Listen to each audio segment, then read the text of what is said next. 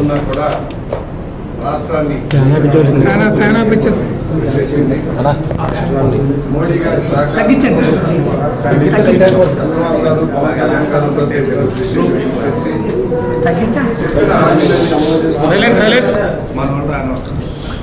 బహుశా రాష్ట్ర చరిత్రలోనే కాదు దేశ చరిత్రలో ఇన్ని కార్యక్రమాలు తక్కువ సమయంలో అమలు చేసిన చరిత్ర ఎక్కడా లేదు. రాష్ట్ర విభజన వల్ల కొంత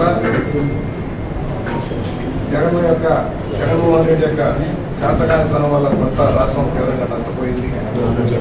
ఫలితంగా రాష్ట్రం అభివృద్ధిలో ఏర్పడింది.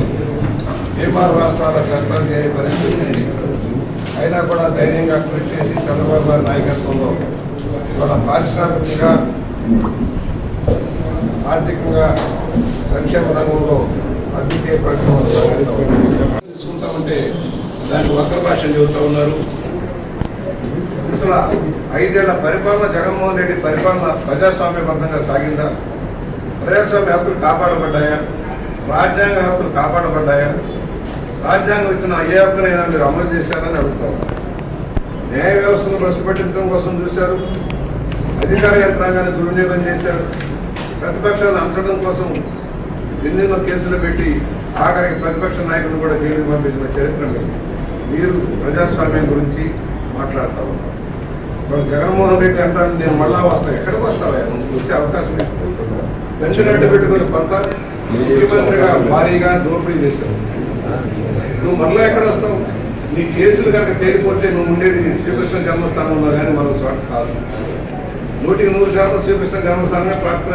విజయవాడ కావచ్చు, గుంటూరు కావచ్చు, రాజమండ్రి కావచ్చు, కాకినాడ కావచ్చు, ఎందుకంటే సమగ్రమైన ప్రణాళిక మీరు కూడా అర్థం చేసుకోవాల్సింది. గ్రామాల్లో సరైన డ్రైనేజ్ లేదు, సరైన రోడ్లు లేవు, పారిశుద్ధ్యం కుంటుపడతాం.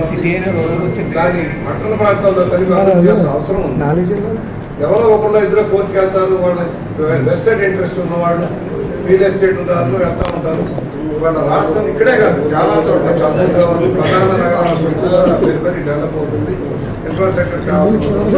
గ్రేటర్ రాజమండ్రి రావాలని కోరుతున్నాడు. మొదటి ఆల్రెడీ ఉంది. 2 కేసులు కోర్టులు ఉన్నాయి. దాన్ని బట్టి పరిష్కారం చేయడం సత్వరమైన దాని మీద యాక్షన్ తీసుకున్నారు. కలిపి చేస్తే రాజకీయ ప్రయత్నాల కంటే కూడా అభివృద్ధి ప్రధానంగా మాస్టర్ ప్లాన్ ఇంప్లిమెంటేషన్ అవసరం. కూడా మేము చెప్పాము. మాస్టర్ ప్లాన్ సమగ్రంగా వెళ్ళాలి.